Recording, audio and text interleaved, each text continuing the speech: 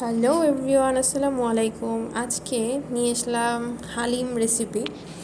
তো আজকে আমি দুই ধরনের হালিম রান্না করব। একটা হচ্ছে প্রাণ হালিম আর একটা হচ্ছে রাঁধুনি হালিম, মানে রেডিমেড যেটা। তো এই যে আমি দুইটাই নিয়ে নিয়েছি। অ্যাকচুয়ালি দুইটার টেস্ট এবার কেমন হয়, দুইটার ডিফারেন্স দেখাবো আপনাদেরকে। তো যাই হোক, তো লেটস স্টার্ট। আমি এখানে এই যে এটা হচ্ছে গিয়ে রাঁধুনি হালিমের ডালটা কেটে নিলাম, আর এটা হচ্ছে প্রাণেরটা ঢেলে নিচ্ছি। তো এরপরে এর মধ্যে আমি প্রায় 3 কাপের মতো একদম ফুটন্ত গরম পানি ঢেলে দিচ্ছি। দুইটাতেই 3 কাপ টোটাল 6 কাপ আমি পানি ঢেলে এভাবে খুব ভালোভাবে মিক্সড করে নিব। অবশ্যই ফুটন্ত পানি ইউজ করতে হবে। এটা হচ্ছে কি আমি আধা ঘন্টার জন্য রেখে দেবো এই ফুটন্ত পানিটা। ডালটা জাস্ট অল্প সিদ্ধ হয়ে যাবে। সবুজ বাটিতে হচ্ছে রাঁধুনি হালিম আর এই সাদা বাটিতে হচ্ছে প্রাণের হালিম। তো আমি একটা প্যানে ফার্স্টে হচ্ছে কিছু রসুন কুচি দিয়ে দিলাম। এটাকে একটু ভালো করে ভেজে নিব।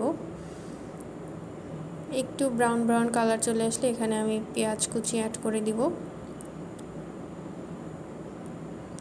তো পেঁয়াজ দিবার পরে হচ্ছে গিয়ে আমি এই যে একদম মশলা, তেজপাতা, তারপরে হচ্ছে গিয়ে দারচিনি, কিছু এলাচ, কিছু লবঙ্গ দিয়ে এটাকে খুব ভালোভাবে ভেজে নিব।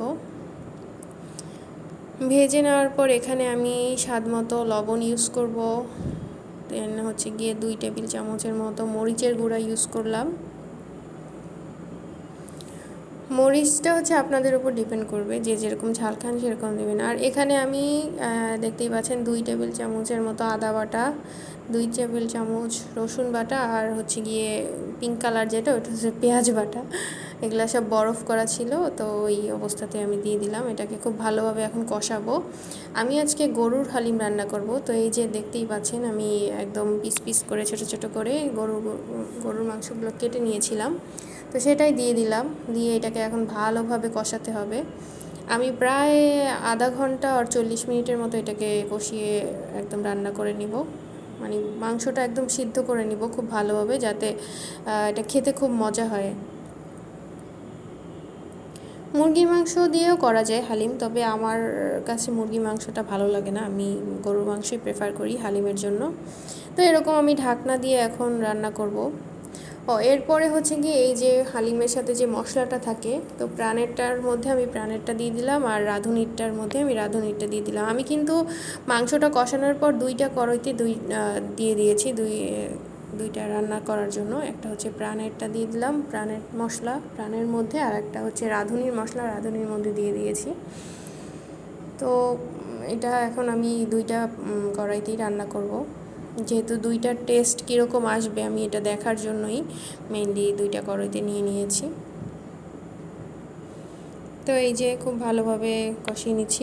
বাই দ্য ওয়ে, আমি যখন মশলাটা দিয়েছি আমি কিন্তু পুরো মশলাটা দেইনি, 1.5 টেবিল চামচের মতো মশলা আমি রেখে দিয়েছি, কারণ ওটা আমি লাস্টে ব্যবহার করব। তো এরপরে এই যে প্রাণেরটা আমি দিয়ে দিয়েছি ডালটা, আর এই যে এখন আমি রাঁধুনির ডালটাও দিয়ে দিলাম। তো এগুলো দিয়ে আমি খুব ভালোভাবে নেড়ে চেড়ে রান্না করে নিব। তো এখানে আমি কিছু এরপরে পানি অ্যাড করেছি, প্রায় 3 কাপের মতো, 3 3 6 কাপ পানি অ্যাড করেছি। পানি অ্যাড করার পর এটাকে খুব ভালোভাবে আমি ফুটিয়ে নিব। প্রায় 15 থেকে 20 মিনিট আমি এটা একদম চুলার যে ফুটিয়ে এভাবে নিয়েছি। তো এই তো, এরপরে হচ্ছে গিয়ে ডেকোরেশনের জন্য যা যা রেডি করেছি সেটা দেখালাম। এদিকে আমার হালিমের অবস্থা এরকম ফুটে এসেছে একদম। একদম বেশি ঘনও রাখবো না, আবার একদম বেশি পাতলাও না, একটা ঠিক কনসিস্টেন্সিতে আমি এটাকে নামিয়ে নিব। এই পর্যায়ে এসে আমি সেই যে বাকি মশলাটা অ্যাড করে দেবো। এটাতে হচ্ছে গিয়ে লাস্টে এই মশলাটা অ্যাড করলে ফ্লেভারটা খুব ভালো আসে, মানে হালিমের যে একদম একটা ফ্লেভার ওইটা খুব ভালোভাবে পাওয়া যায়। আর এখানে কিন্তু এই মশলাটা দলা পাকিয়ে যেতে যাবে। এই পর্যায়ে আপনাদের খুব ভালোভাবে নেড়ে চেড়ে দিতে হবে মশলাটাকে, যাতে মশলাটা কোনোভাবেই যে দলা পাকানো না থাকে ভিতরে, তাহলে কিন্তু খেতে ভালো লাগবে না।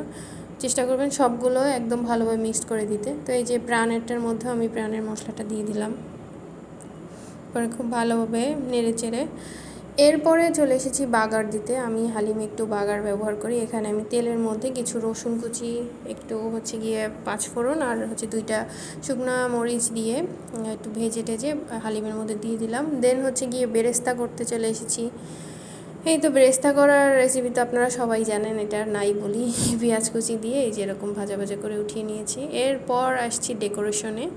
তো হালিমের উপর আমি কিছু শশা কুচি আর এরকম জুলিয়ান কাট করে নিয়েছিলাম, কিছু আদা কুচি দিয়ে দিচ্ছি। তো সাদাটার মধ্যে আমার প্রাণের হালিম আর সবুজ বাটিতে হচ্ছে গিয়ে আমার রাঁধুনি হালিম।